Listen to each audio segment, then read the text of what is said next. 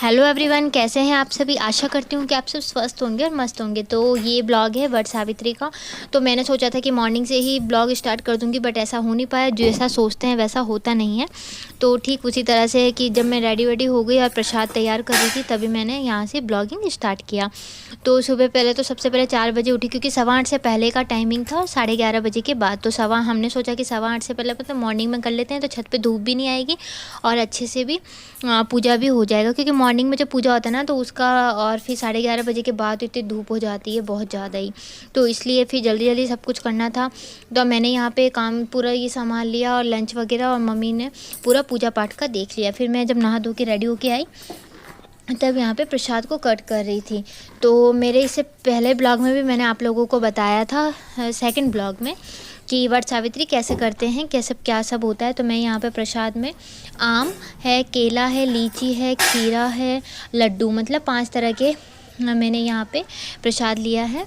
मैं इन्हीं को अच्छे से कट कर रही हूँ। धो वो के सब कुछ मम्मी ने सब कुछ रेडी रखा था, बस मैं रेडी होके आई और अपना ये कट कर रही थी। तो आप लोगों के वहाँ कैसे वट सावित्री होती है, आप लोगों ने कैसे वट सावित्री मनाया, क्या सब किया, ये पूरा मुझे ज़रूर बताइएगा। तो 8:15 से पहले मैंने और मम्मी ने दोनों ने पूजा कंप्लीट कर ली थी।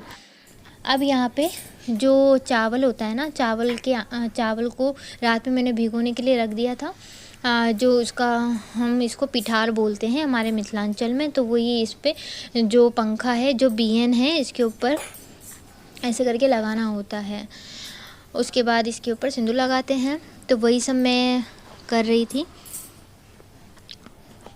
कुछ इस तरह से।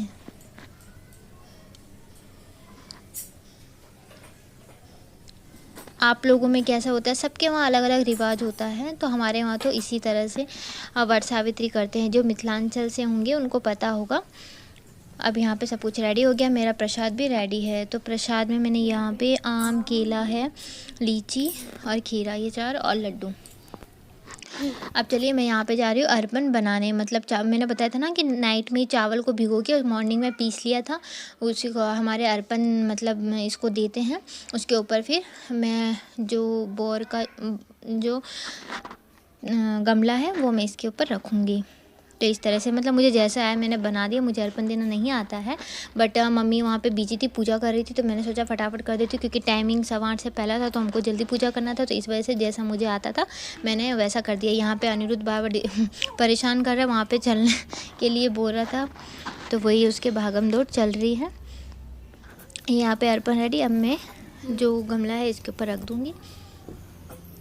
अब पूजा स्टार्ट। तो पूजा तो मैंने पिछले साल के ब्लॉग में भी आप लोगों को बताया था। तो पूजा के लिए इसमें क्या सब लगता है, कैसे करते हैं, जो जिनका फर्स्ट बार होता है ना, तो उसका थोड़ा अलग होता है। उनका मतलब थोड़ा और ज़्यादा इसमें होता है एक्स्ट्रा। और जिनका मतलब फर्स्ट, जो सेकंड बार, थर्ड बार, मतलब जो जिनका बाद में हो रहा है, फर्स्ट के बाद में, तो वो फिर इस तरीके से करते हैं। तो यहाँ पे मैंने पूजा किया और फिर सबसे पहले मैंने किया, उसके बाद मम्मी ने किया। तो मम्मी मुझे वहाँ पे बताई थी, क्योंकि है ना कितना भी याद रखो लेकिन भूल ही जाते हैं कि कैसा पता है। वहाँ पे अनिरुद्ध बार बार आ रहा है, कभी ये छू रहा है, कभी वो छू रहा है। तो इसी तरह से वट सावित्री की पूजा मैंने कंप्लीट की।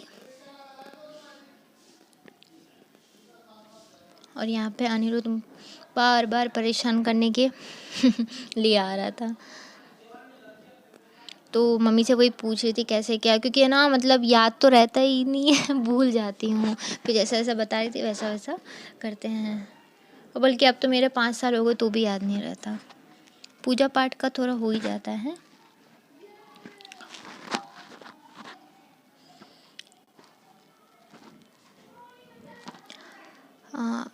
इस तरह से मैंने पूजा को कंप्लीट किया।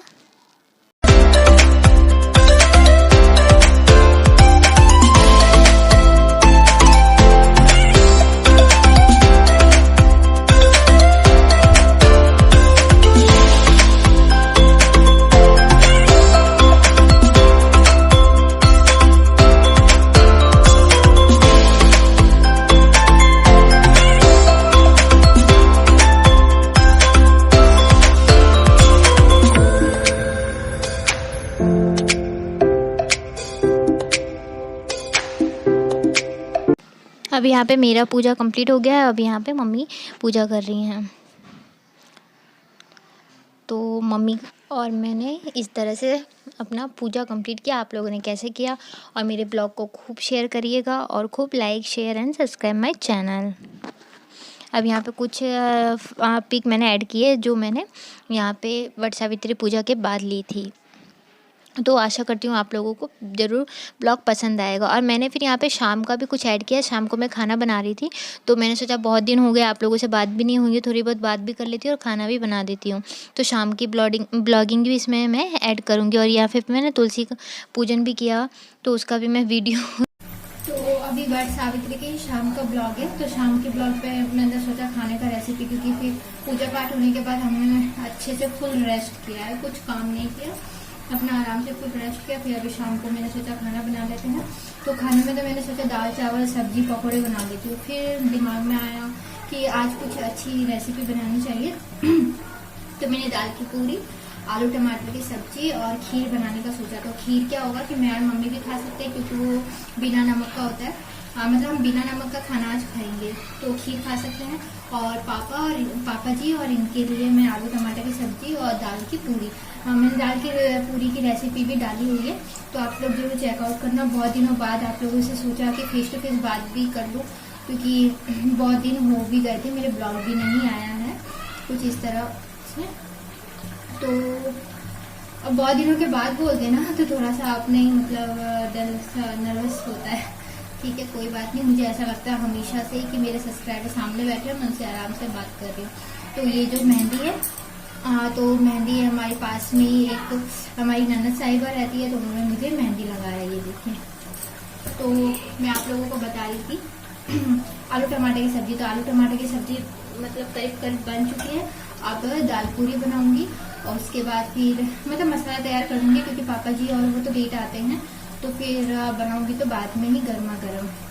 तो ठीक है, और मेरी वट सावित्री के ब्लॉग को खूब सारा प्यार दीजिए, खूब शेयर करिए। और आप लोगों ने कैसे अपनी वट सावित्री बनाई, प्लीज़ मुझे कमेंट में भी जरूर बताइएगा। मिलती हूँ नेक्स्ट वीडियो के साथ, तब तक के बाय बाय, टेक केयर।